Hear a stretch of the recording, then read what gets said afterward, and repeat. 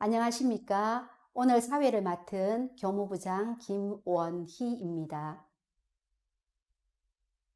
이렇게 아름다운 우리 도계고등학교에 이렇게 찾아오신 학부모 여러분을 진심으로 환영합니다.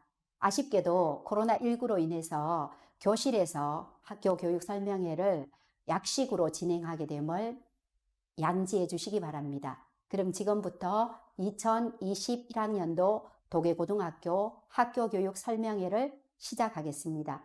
국민의례는 생략하겠습니다. 먼저 교장 선생님의 인사 말씀과 그리고 교감 선생님의 인사가 있으시겠습니다.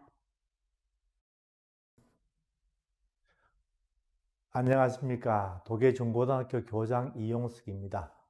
2021학년도 고등학교 120명, 중학교 21명 저희들이 입학을 승낙을 했습니다. 큰 꿈과 기대를 가지고 저희 학교에 입학을 하신 걸로 알고 있습니다.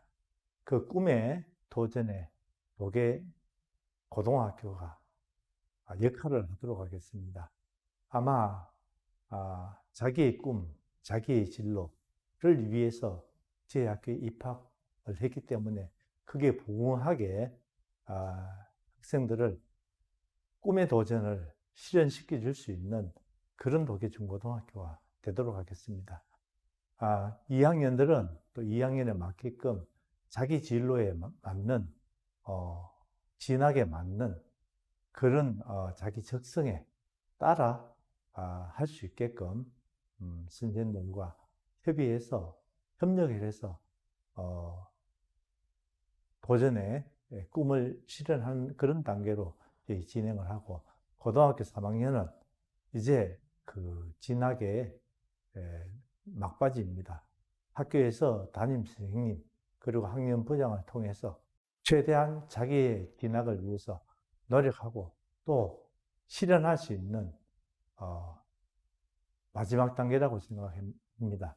그래서 이번 오시는 김에 각 담임 선생님들과 학생들의 진학 또는 꿈, 도전에 대한 깊은 대화를 나누시고, 또 우리가 도계중고등학교가 학생들의 인성과 또 미래에 대한 비전을 제시할 수 있는 그런 학교로 발돋움하기 위해서는 우리 자녀가 가지고 있는 인성과 또는 끼를 충분히 담임 선생님들과 학업의 역량을 보탬으로 해서 도와줄 수 있는 계기가 될 수 있도록 우리 학부형들이 허심탄회하게 이번 기회에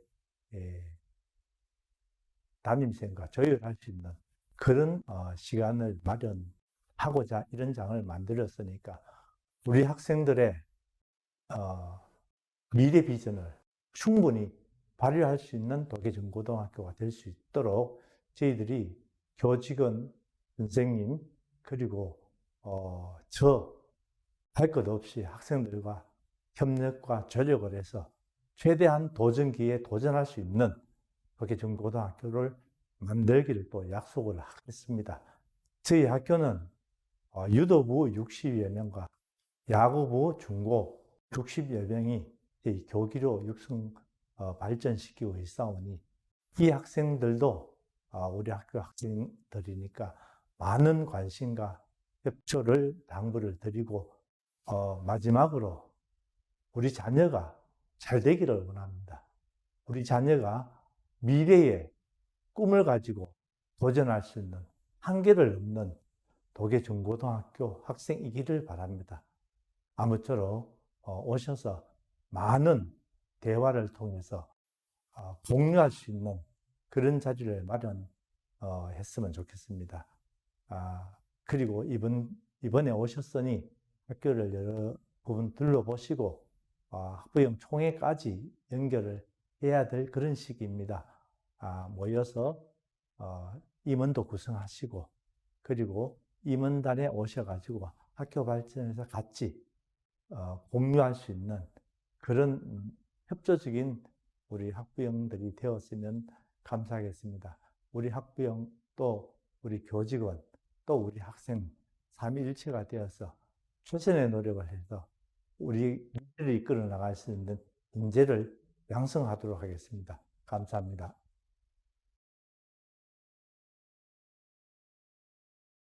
안녕하십니까. 덕혜중고등학교 교감 조광래입니다. 귀한 시간을 내어 학교를 방문해 주신 데 대해 감사의 인사를 드립니다. 자녀들이 다니는 학교의 상황과 진학에 대한 궁금증에 대해서 설명을 들으시고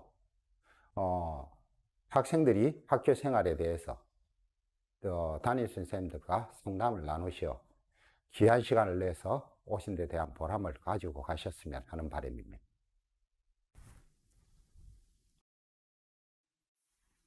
지금부터 각 부서별 교육활동 소개가 있겠습니다.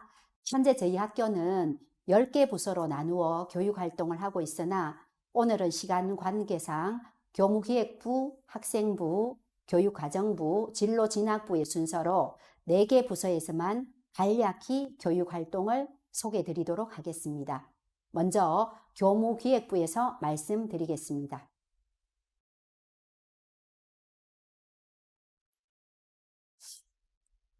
부모님들이 가지고 계신 자료집 10쪽을 봐주시기 바랍니다. 고등학교 학사 일정이 있습니다. 4월 달에 보면요. 13일부터 15일까지가 영어 듣기 평가가 진행이 됩니다. 13 1학년, 14일 2학년, 15일 3학년입니다. 그리고 4월 말에 26일부터 30일까지가 1회 지필고사입니다. 시험이 끝나고 난 뒤 바로 재량 휴업일이 이어져서 5일까지가 휴일이 됩니다. 그리고 7월 7일에 고3 연합고사가 있고요. 그리고 7월 8일부터 14일까지가 2회 지필고사가 진행이 됩니다. 방학식은 7월 23일이고요. 2학기로 넘어가겠습니다. 8월 11일에 개학을 합니다. 그러면 여름방학이 2주간 정도 되는데 이때는 방학이 짧기 때문에 방과 후 활동 없이 그대로 방학만 이어지게 됩니다. 그리고 2학기의 영어 듣기 평가가 9월 14일부터 16일까지 있습니다. 그리고 10월 달에 4일부터 8일까지 월요일부터 금요일까지 또 2학기 1회 지필고사가 진행이 됩니다. 10월 20일부터 22일까지가 고등학교 1학년 야영, 그리고 19일부터 22일까지는 수학여행입니다. 코로나가 심하지 않으면 이대로 진행하려고 하고 있습니다. 2차 지필고사가 12월 7일부터 10일까지입니다. 그리고 방학식이 22일이고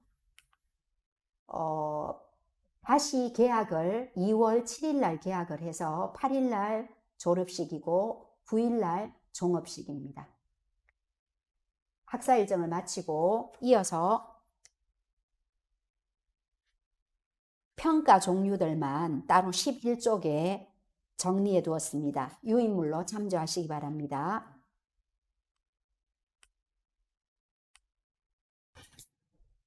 (13쪽을) 봐주시기 바랍니다. 13쪽에 각종 교내대가 소개되어 있습니다. 고1의 경우에는 수상이 대학 입시에 미반영되기는 하지만 교내 인성인재 양성제에 반영되어 행동특기사항에 적용되므로 여전히 교내대에도 관심을 가져야 할 부분이라고 생각합니다. 14쪽을 펴주시기 바랍니다. 지필평가와 수행평가의 반영 비율이 소개되어 있습니다. 내용이 많으므로 국어과를 중심으로 말씀드리겠습니다.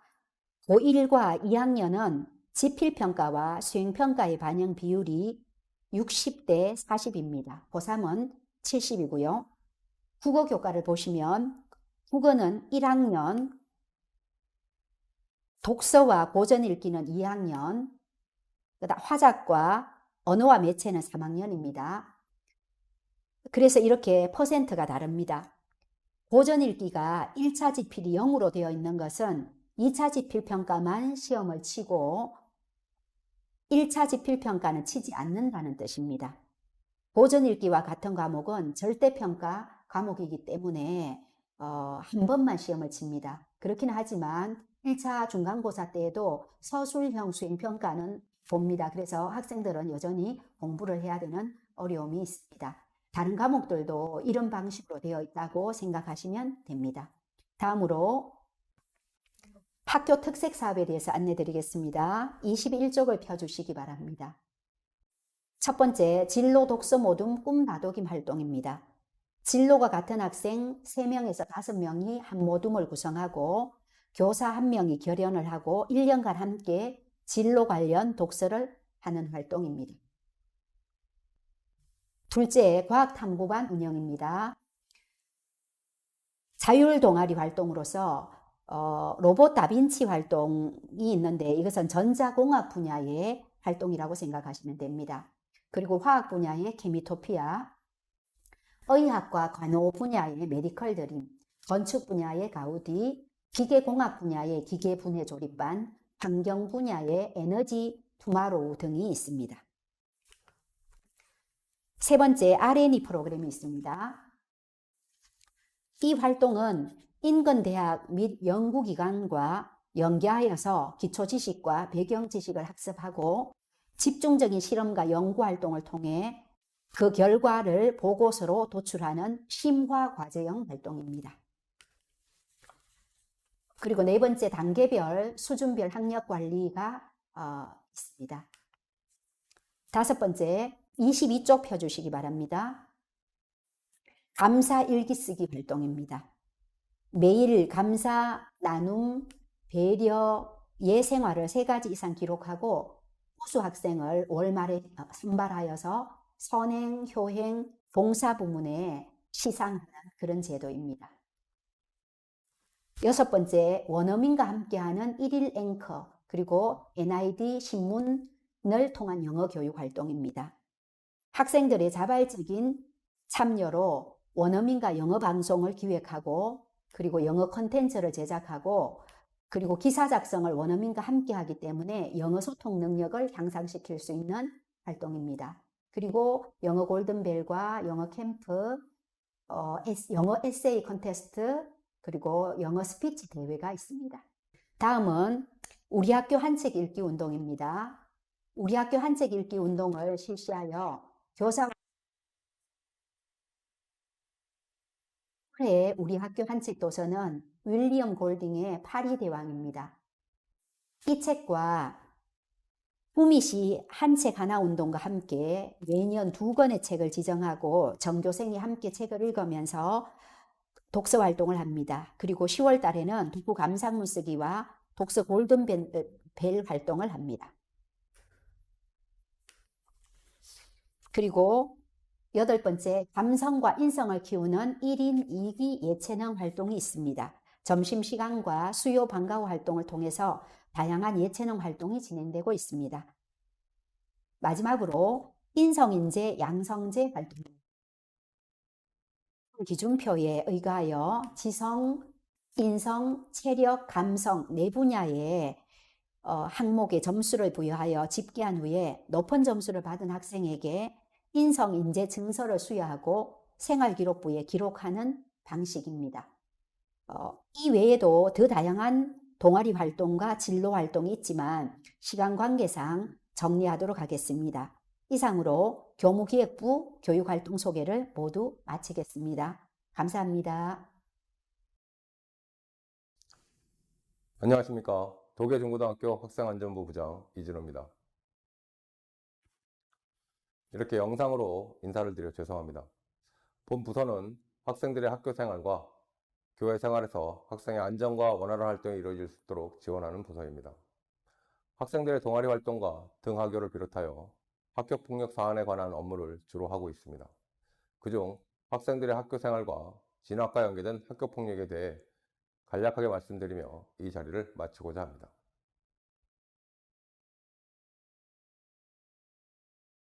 학부모님의 이해를 돕기 위한 학교폭력에 대해서 말씀드리도록 하겠습니다. 일반적으로 학교폭력이란 학교 내외에서 학생을 대상으로 한 모든 부정한 행위들을 통칭하는 말입니다.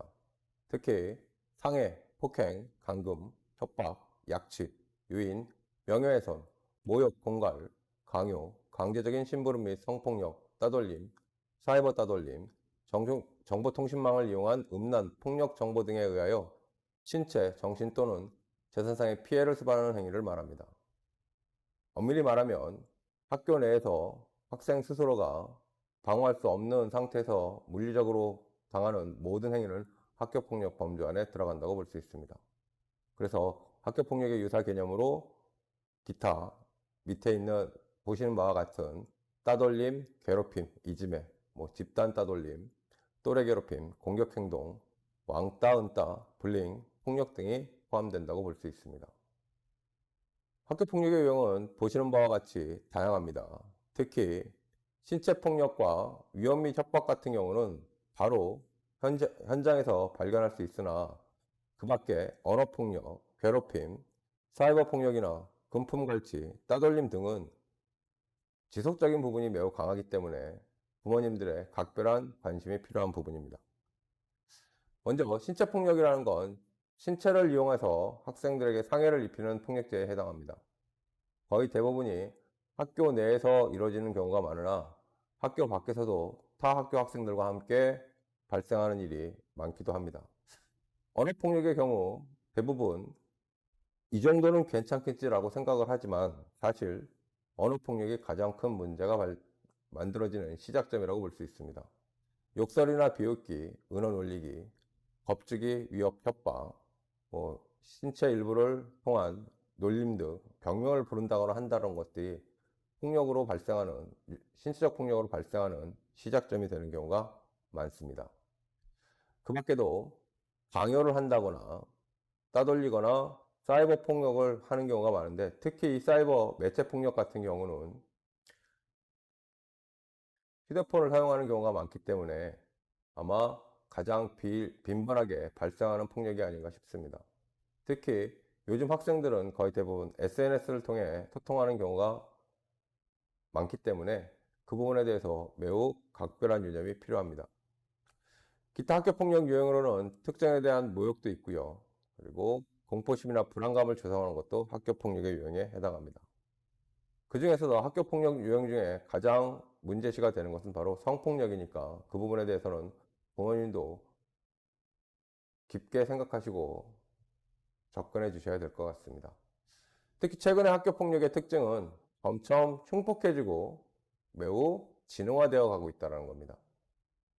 그냥 일반적으로 봤을 때는 겉으로 보는 모습과 그 속 안에 있는 모습이 다른 경우가 많아서 부모님 또한 내 자식이 이런 일은 없다, 이런 일을 할 아이가 아니다라는 판단을 쓰는 경우가 많은데 그런 부분들이 많이 진흥화되어 있으니 이 부분도 많이 유념해 주시기 바랍니다.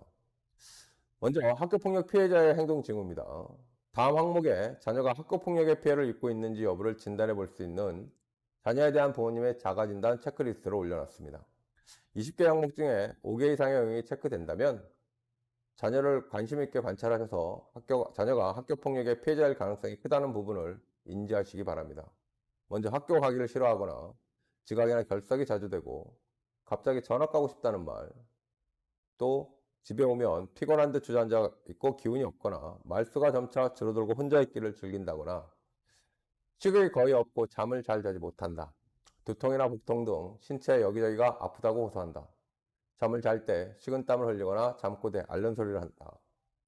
부모와 눈을 잘 맞추지 못하고 필요한 물건이 많다며 용돈을 자주 요구하는 경우, 그리고 돈을 훔치는 경우, 그리고 책가방이나 책에서 죽어라 같은 폭력적 단어를 반복해서 발견한다거나 몸에 상처가 있어도 이유를 말하지 않는 경우, 옷이 더럽혀져거나 찢어져 있는 경우, 같이 어울리는 친구가 거의 없거나 자주 잃어버린다거나 전화벨 소리에 민감하게 반응하고 훈계에 반응하지 않으며 성적은 떨어지고 비밀스럽게 자주 외출하는 경우가 있다면 5개 항목이 포함된다면 반드시 학교 선생님과 담임 선생님과 또는 학생부로 말씀을 하셔서 학생과 긴밀한 상담이 이루어질 수 있도록 부탁드리겠습니다.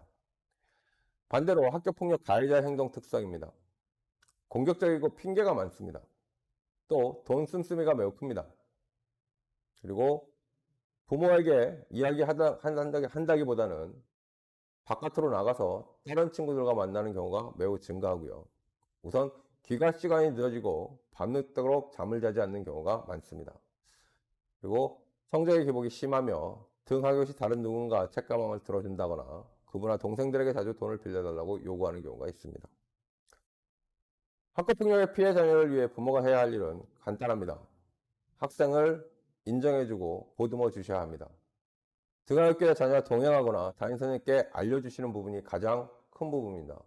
감추고 없다고 말씀하시는 부분보다는 있는 그대로 그 학생의 상황을 공유하고 함께 해결할 수 있는 방법을 모색하는 과정이 가장 중요하지 않나 싶습니다. 특히 자녀와의 대화에서 도움되지 않는 말과 도움되는 말을 올려놨습니다. 한 번쯤 부모님께서 어떻게 말씀을 하셨는지 생각해 보시고 되도록이면 도움되는 말을 통해서 학생이 용기 있게 자신의 상황을 부모님과 함께 소통할 수 있도록 말씀해 주시기 바랍니다. 학교폭력 가해자를 위한 부모가 해야 할 일은 감정적으로 대하셔서는 안 됩니다. 그리고 부모가 나서 해결해 주기보단 자신의 행동에 대한 진심으로 뉘우치고 스스로 책임질 수 있도록 교육해야 합니다. 심한 비난이나 질책보다 따뜻한 분위기로 지도해야 하며 사건 재발을 예방하기 위해 자녀와 지속적으로 대화하며 자녀에 대한 애정 어린 관심을 가져야 합니다. 학교폭력 신고의 의무라는 게 있습니다. 학교폭력 현장을 보거나 그 사실을 알게 된 자는 학교 등 관계기관에 이를 즉시 신고해야 합니다. 특히 학교폭력에서 성폭력 같은 경우는 인지하는 즉시 경찰에 신고를 우선적으로 해야 되는 부분도 있기 때문에 내 자식이 필요하지 않다에 의해서 판단하는 것이 아니라 학교폭력과 연관됐다고 생각되면 지체 없이 학교와 상의할 수 있도록 부모님의 각별한 관심을 부탁드리겠습니다. 이상으로 저희 학생부에서 활동하는 내용 중 가장 중요한 학교폭력에 대한 이야기를 했습니다. 학교폭력의 경우 생기부에 등록되는 것은 물론 학생과 학부모 모두에게 상처를 줄 수 있는 부분들이 많기 때문에 각별히 유념해 주시길 바랍니다. 이상으로 학생안전부에 대한 이야기를 마치겠습니다. 감사합니다.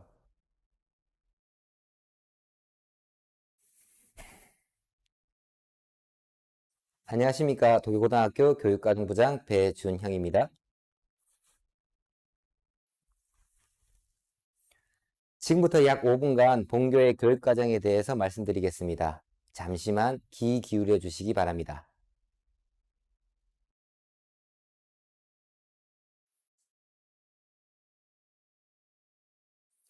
최근 교육과정과 관련한 뜨거운 감자는 바로 고교 학점제입니다. 2025년부터 전면 도입되는 고교 학점제에서는 고등학교 교육과정이 대학교와 유사하게 학생이 원하는 과목을 선택하고 일정 학점을 이수하면 졸업하게 됩니다. 현재의 교육과정은 과도기적 성격으로 기존의 등급제를 유지하면서 문이과 계열 구분 없이 학생의 선택권을 확대하고 학생 맞춤식 교육과정을 구성할 수 있는 특징이 있습니다. 다만 본교는 관내에서 소규모 학교에 해당되어 내신의 유불리를 고려해 인문사회 중점과정과 자연-이공 중점과정으로 운영하고 있습니다. 학생이 선택할 수 있는 교과는 크게 보통교과와 전문교과로 나뉩니다. 일반적으로 보통교과는 일반고, 전문교과는 특성화 및 특목고가 선택합니다. 보통교과에서 과학, 탐구, 실험을 제외한 공통과목과 일반 선택과목은 상대평가로 성적이 등급으로 산출되며 일반 선택과목을 한층 더 심화시킨 진로 선택과목은 절대평가로 A, B, C 등의 성취도로 성적이 매겨집니다. 그럼 전문교과를 일반계 고등학교에서 수강할 수 없냐? 그것은 아닙니다. 일반고에서 개설한 전문교과는 진로 선택과목으로 편입되어 모든 행정 절차가 이루어지게 됩니다. 작년 기준 본교에서 개설된 과목들입니다. 보통 교과에서는 제2외국어 과목을 제외하고 거의 모든 과목을 개설하였는데요. 여기에다 소인수 과목과 학교 간 공동교육과정을 통해 10개의 과목을 추가 운영하였습니다. 작년 도내 15학급 규모 고등학교의 평균 개설 과목 수가 약 60개 정도였습니다. 이에 비해 본교의 총 개설 과목 수는 71개로 도내 평균을 상회하는 다채로운 교육과정을 선보였습니다. 올해는 작년보다 더욱 다양한 과목을 개설하여 학생의 선택권 확대를 위해 노력하였습니다. 교육과정 편성표는 크게 학교 지정과 학생 선택 두 항목으로 구성되어 있습니다. 1학년 학부모님들께서는 3년간 신입생 교육과정 편성표를 참고하시면 될 듯 하고요. 2, 3학년 학부모님들께서는 전학년 교육과정 편성표에서 자녀가 올해 어떤 과목들을 수강하는지 확인하시면 될 듯 합니다. 참고로 편성표 이외의 1학기에는 학교 간 공동교육과정으로 심리학, 기초제도, 고급생명과학을, 소인수 과목으로 경제, 수학 등 4과목을 추가 개설 운영하고 있습니다. 현재 다수 과목에서 등급이 산출되고 있으며 등급 등위는 학년별, 과정별 조금씩 차이가 있습니다. 우선 1학년과 2학년 재학생 수는 120명 내외로 학교 지정 과목에 대한 등급 등위는 거의 비슷합니다. 본교에서는 학생 선택 과목에서 상대평가 과목과 절대평가 과목을 적절히 배분하여 2학년의 경우 인문은 71명, 자연은 66명 수강하며 총 1등급 이내 6명, 2등급 이내 15명, 3등급 이내 31명으로 구성되어 있습니다. 3학년은 총 137명으로 1, 2학년에 비해 학교 지정 과목의 등급 등위가 낮으며 학생 선택 과목의 경우 인문과정 수강생이 88명으로 1등급 등위가 4등까지, 2등급은 10등, 3등급은 20등까지입니다. 자연과정은 2학년 자연등급 등위와 거의 비슷하게 구성되어 있습니다. 이상 교육과정부에서 말씀드렸습니다. 경청해 주셔서 감사합니다.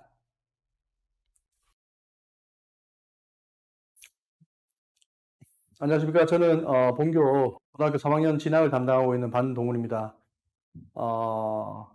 2022학년도 입시에 관련되는 핵심하고 그다음에 이제 변화하는 입시에 관련되는 변화하는 특징들만 간단하게 지금 학부모님들이 가지고 계시는 PPT 활용해서 간단하게 설명을 드리도록 하고요.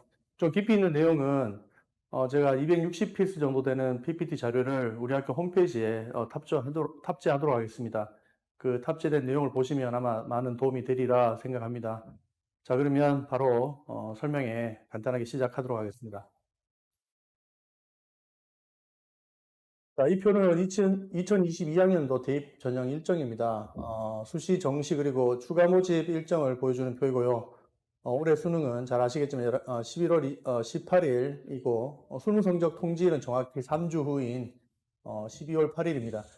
작년엔 코로나로 인해서 일정이 2주씩 딜레이 되기도 해서 전형 일정에 차질을 빚기도 했지만 올해는 백신 보급으로 인해 아마 연말에는 이러한 딜레이로 인한 혼란은 없지 않을까 이렇게 생각됩니다. 자, 다음 보시겠습니다. 예, 앞에 표에 대한 좀 더 상세한 일정표입니다. 고등학교 3학년 학부형님들께서는 여기 일정을 참고하시면 올 한 해 입시 흐름을 파악하시는데 도움이 될 것 같습니다. 예, 다음 넘어가겠습니다. 예, 변화하고 있는 대학 입시의 주요 쟁점들을 요약한 것인데요. 1번부터 간단하게 짚고 넘어가도록 하겠습니다. 1번에 개정교육과정 정착이라고 되어 있는데, 말 그대로 교육과정이 좀 변했죠. 개정되었습니다. 공통과목, 그 다음에 일반 선택과목 및 진로 선택과목 등 개정교육과정이 완전히 이제 자리 잡은 해가 올해이고, 현재 고등학교 3학년은 이러한 새로운 교육과정으로 된 기록부가 입시에 처음으로 적용되는 중요한 해이기도 합니다. 제가 이거 3번과 연관지어서 설명을 하자면 이 개정된 교육과정의 핵심 중에 하나인 진로선택 과목이 대입에 어떻게 적용되는지 그리고 학교마다 이 진로선택 과목을 적용하는 방법이 다른데 학생 개개인에 맞는 어떤 지원 전략을 선택 과목과 대학교마다 다른 어떤 그 특징에 따라서 전략을 세우는 것이 우리 선생님들이 올해 처음 경험하는 또 하나의 숙제가 아닐까 이렇게 생각합니다.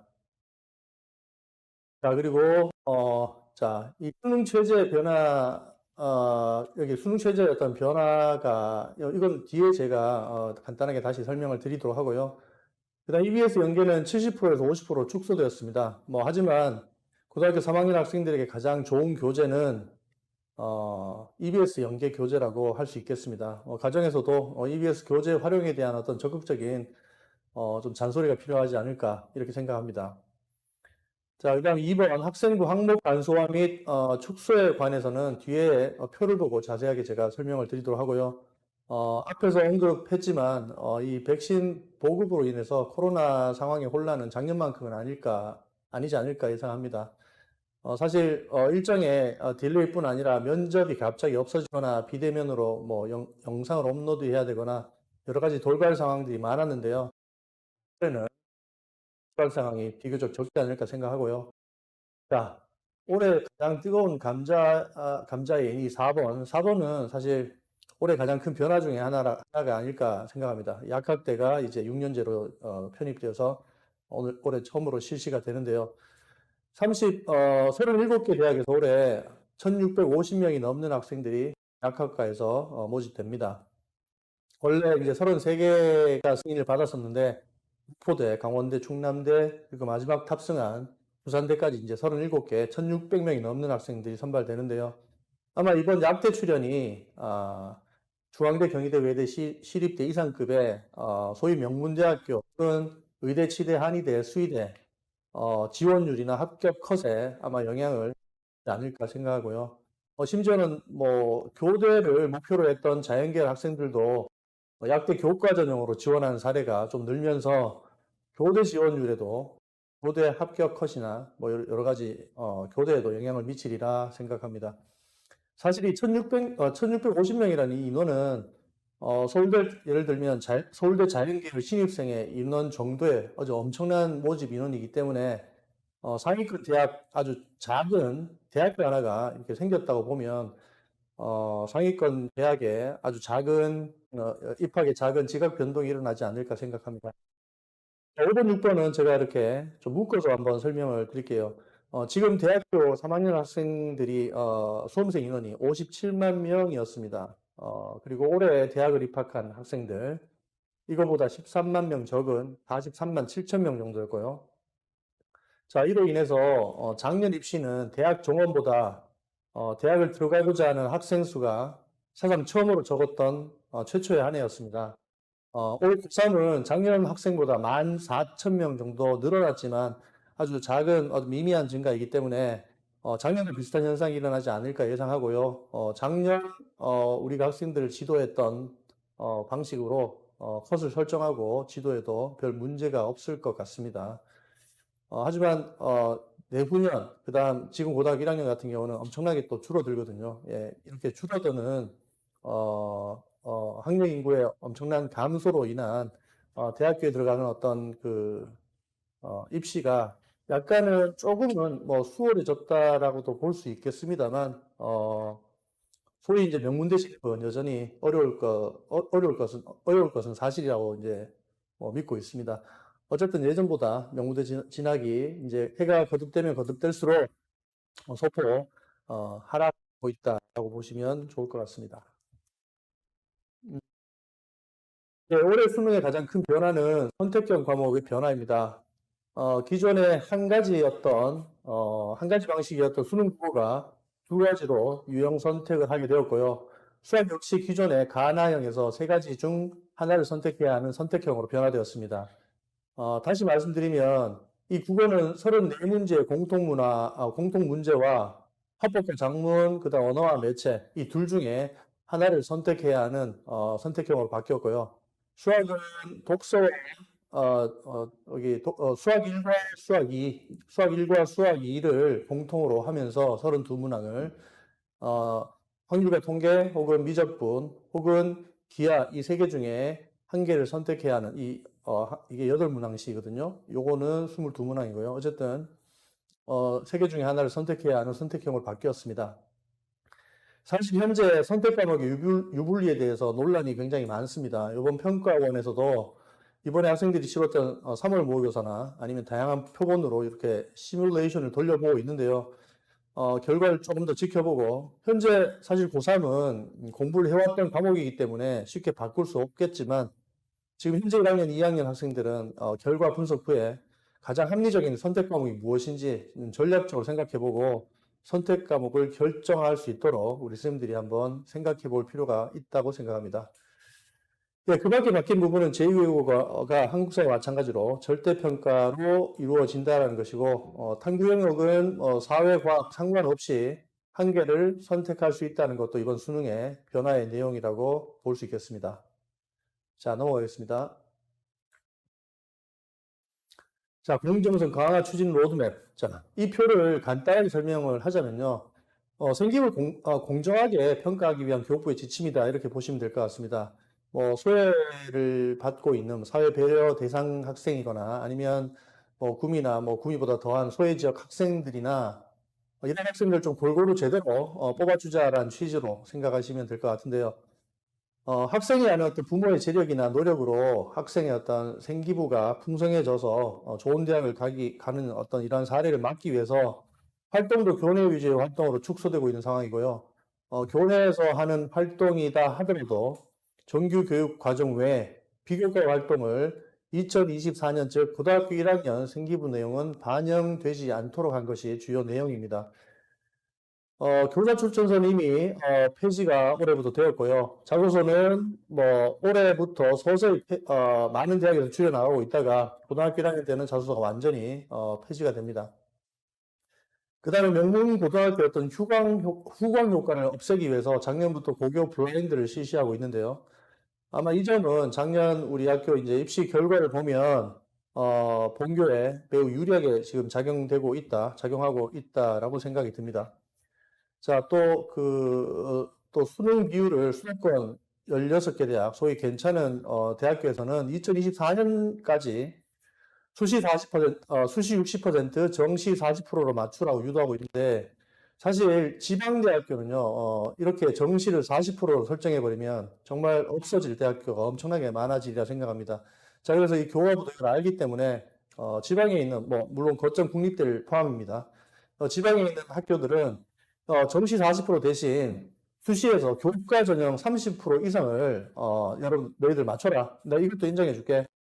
정시 40% 대신에 교과 전형에서 수시 모집에서 30%를 교과 전형으로 선택하면 우리 인정해 줄게 라고 이렇게 얘기를 하고 있습니다. 그래서 아마 대부분의 지방대는 교과 전형을 더더욱 늘릴 예정일 테고요. 그러다 보면 수시 비중이 80%가 넘는 지방대 어떤 80% 이상이 되는 어떤 현상도 빚어지리라 생각합니다. 예, 결론적으로 말씀드리면 수도권 일부 대학에서만 이렇게 정시 비율이 40%로 유지되고 나머지는 그렇지 않다 이렇게 보시면 좋을 것 같고요. 그 다음에 여기 재정 지원과 연계하여 농어촌이나 사회 배려 대상자 전형 선발을 10% 의무화하고 그 다음에 지방 학생들의 어떤 균형적인 수도권 대학 진출을 위해서 교과 전형이죠. 거의 교과 전형인데 이렇게 10% 이상 늘리라는 권고사항이 있기도 합니다. 이러한 전형의 핵심은, 내신과 수능 최저인 것 같습니다, 사실. 예, 학생들이 내신 관리와 더불어, 수능 최저를 충족시킬 수 있을 만큼의 어떤 모의고사 성적 관리도 필요한 때가 아닌가 생각하고요. 특히 현재 고등학교 3학년, 그 다음 고2, 고1 갈수록 이 수능 최저에 대해서도 보다 더 많은 관심을 가져야 할 때라고, 저는 생각합니다. 예, 다음 보겠습니다. 예, 이 표는 생기부 작성에 관한 표입니다. 아까 말씀드린 바와 같이, 여기 졸업생들과는 다르게, 미기재, 미반영되는 학교 활동들이 많습니다. 방과후 활동 미기재, 자율 동아리, 한계로 제한, 봉사활동 특기상 삭제, 진로 희망 분야 미반영, 수상 제한, 여러 가지, 지금 제한되는 것들이 많은데요. 현재 고등학교 1학년 같은 경우는 웬만한 것은 지금 미반영되는 생기부가 되고 있습니다. 바꿔 말씀드리면 이렇게 미반영이 되는데도 불구하고 변화없는 과목별 500자를 쓸 수 있는 과목별 세부능력 특기사항이라는 게 있거든요. 그 다음에 진로활동 700자, 그 다음에 담임선생님들이 써주시는 종합의견란. 자, 이러한 어떤 항목들이 아마 학종에서 매우 중요한 어떤 요소로 작용할 것이고요. 특히 과목별 세부능력 특기사항 이것은 학종의 거의 절대적인 무기가 되지 않을까 이렇게 생각합니다. 그래서 자녀들이 수업 시간에 좀 충실하게 그리고 깊이 있는 활동들을 하여서 이러한 세특에 과목별 세특에 묻어날 수 있도록 물론 우리 선생님들도 지도하겠지만 가정에서도 이 점에 포커스를 두시고 과목별 세특을 좀 강조해 주시면 좋을 것 같습니다. 자, 그리고 여전히 자율동아리 활동 중요합니다. 고등학교 1학년은 사실 이게 반영 안 된다라고 해서 동아리 가입에 좀 소극적인 학생들이 좀 있는데 그런 경향이 있는데 이런 동아리 활동도 진로란이나 자율란에 충분히 우리가 놓칠 수가 있거든요. 그러니까 학생들의 적극적인 어떤 자율동아리 활동을 권유해 주시면 좋을 것 같습니다. 자, 다음 넘어갑니다. 예, 이 부분 좀 간단하게 설명을 드릴 텐데요. 아마 대부분의 일반계 고등학교가 이런 교육과정 속에 이런 교육과정 속에 있는 과목을 여러분들이 보시고 계신다 생각하면 될 것 같고요. 본교는 다소 좀 소규모의 작은 학교이긴 한데 큰 학교의 커리큘럼에 묻지 않은 다양한 진로 선택 과목과 교양 과목을 교육과정 속에 배치해 놓고 있습니다. 뭐 정규 교과 시간뿐만 아니라 이 정규 교과 시간 외에 방과후에 들을 수 있는 다양한 진로 선택 과목이 있습니다. 학생 본인들의 어떤 진로에 맞게 수강하여서 수시 특히 이제 학생부 종합전형에 유리할 수 있도록 지도하고 우리는 지금 지도하고 있는데 학부형님들께서도 이러한 변화하는 색깔에 이러한 색깔을 이해하시고 좀 계신다면 자녀들에게 자녀들 지도하는 데 도움이 되리라 생각합니다. 예, 자, 우리 학교 학생들의 대부분은 수시 모집 중에 이렇게 학생부 교과와 다음 슬라이드에 있는 학생부 종합전형으로 대학을 갑니다. 거의 대부분 이렇다라고 보시면 되는데요. 아직 좀 생소하게 생각하시는 분들이 계실 것 같아서 마지막으로 이 두 전형을 간단하게 소개하겠습니다. 이 학생부 교과전형은 한마디로 학교에서 획득한 학생들의 성적, 그러니까 내신으로 대학을 간다 이렇게 보시면 되고요. 즉 학교 교과 내신이 좋으면 좋을수록 좋은 대학에 들어갈 확률이 높다. 그리고 그런 전형이다라고 보시면 좋을 것 같습니다. 자, 물론 앞에서도 말씀드렸지만 좋은 내신에 수능 체제를 충족시킬 수 있을 만큼의 기본 수능 성적이 받쳐가면 매우 쉽게 대학을 갈 수 있는 전형이다. 예, 이렇게 보시면 되고요. 물론 뭐 면접이라는 어떤 필터링이 존재하는 대학도 있지만 내신 성적이 좋으면 최소한 그리고 거기에 이제 수능 체제를 통과할 정도의 능력만 있다면 학생부 교과로 아주 쉽게 좋은 결과를 낼 수 있는 전형이다라고 예, 뭐 요약하면 되겠습니다. 자, 넘어가겠습니다. 자, 다음 학생부 종합전형은 말 그대로 내신뿐만 아니라 학생의 학업 외 학교에서 이루어지는 교과 외 활동을 종합적으로 평가하는 전형입니다. 아무래도 학생의 내신을 수치화해서 줄을 세워서 뽑는 전형이 아니고 생기부 내용의 어떤 이런 모든 활동들을 정성적으로 좀 평가를 하기 때문에 예측하기는 사실 쉽지는 않습니다. 뭐 아무튼 뭐 학교에서 내신 관리뿐만 아니라 다양한 활동과 진로 관련 뭐 적극성이 생기부에 묻어나야 하기 때문에 학교에서 이루어지는 모든 활동에 좀 적극적으로 참여하고 이것이 우리 생기부에 제대로 묻어날 수 있도록 하는 그런 노력이 필요한 전형이라고 보시면 되겠습니다. 예, 내신이 다소 좋지 않더라도 충분히 커버할 수 있는 전형이다. 예, 이렇게 보면 좋을 것 같습니다. 사실 본교가 비교적 다른 학교에 비해서 강점을 보이는 전형이 바로 이 전형 학생부 종합 전형이라고 할 수 있겠습니다.